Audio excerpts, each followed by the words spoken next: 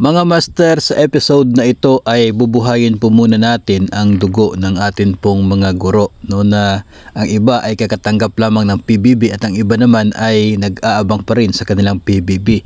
Dahil ngayong araw mismo mga master, inilabas po ng Presidential Communications Office itong article na ito na kung saan ay inamin ni Vice President Inday Sara Duterte na mayroon palang order sa kanya si President Bongbong Marcos na tingnan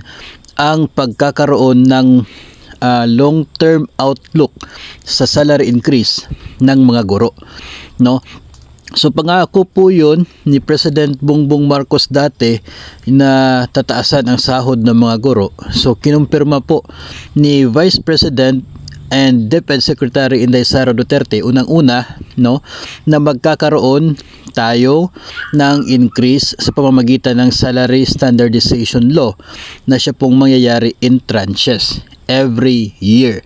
So ito po, kasali po yung DepEd sa mga makakabenepisyo dito. Ito po ay applicable for civilian personnel of the government.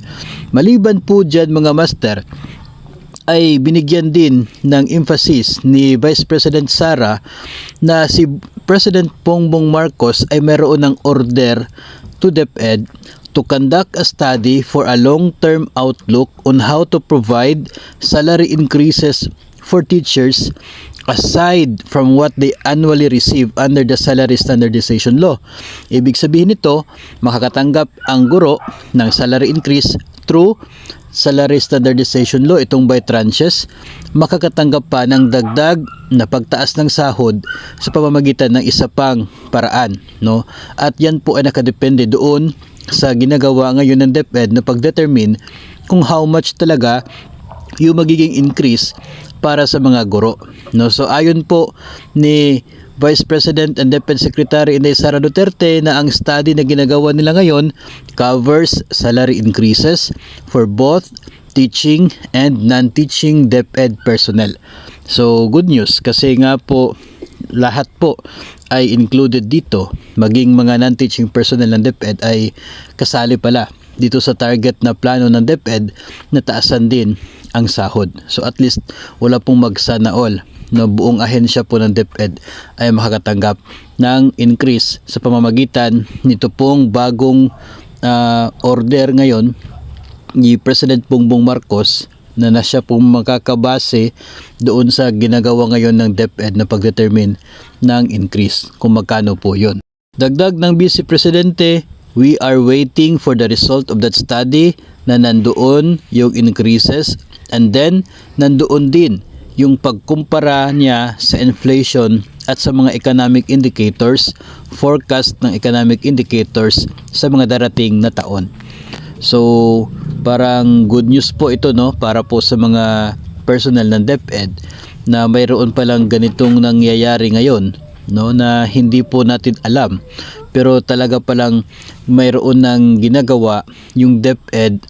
yung Vice Presidente at yung Presidente doon sa kanilang mga pinangako dati na taasan ang sahod ng mga personnel ng DepEd, particular po sa mga guro. So ang sa atin naman ngayon as DepEd personnel is abangan po natin kung ano po yung magiging laman nitong planong ito, no, itong study na ito ng DepEd. Yung study mga master is not to increase or not, no, pero doon sa halaga ng magiging increase. Hindi lamang po kinukonsidera dito yung atin pong mga personal na kagustuhan na halaga ng increase, kundi maging doon na rin po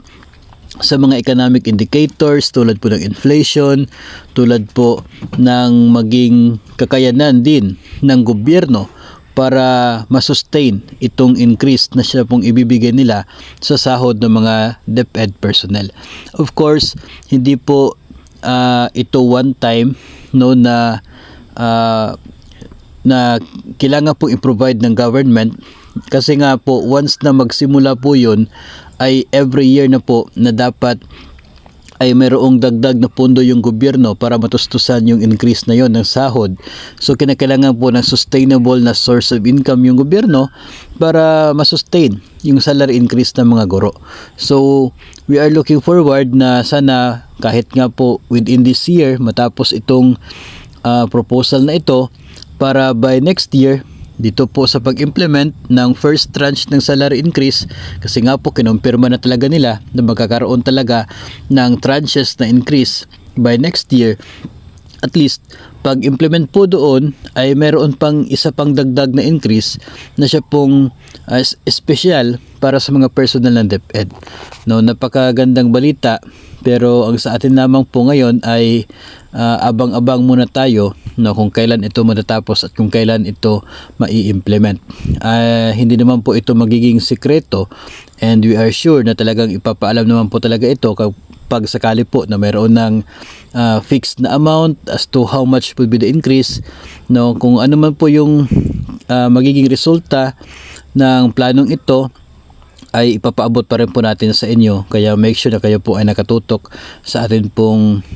YouTube channel at maging sa atin pong Facebook page para the moment po na maglabas na ng resulta at mapag-usapan po natin ito ay isa ka sa mga mauuna na makakaalam sa magiging pagtaas ng sahod ng mga DepEd personnel. So ito po yung good news na sinasabi po natin kanina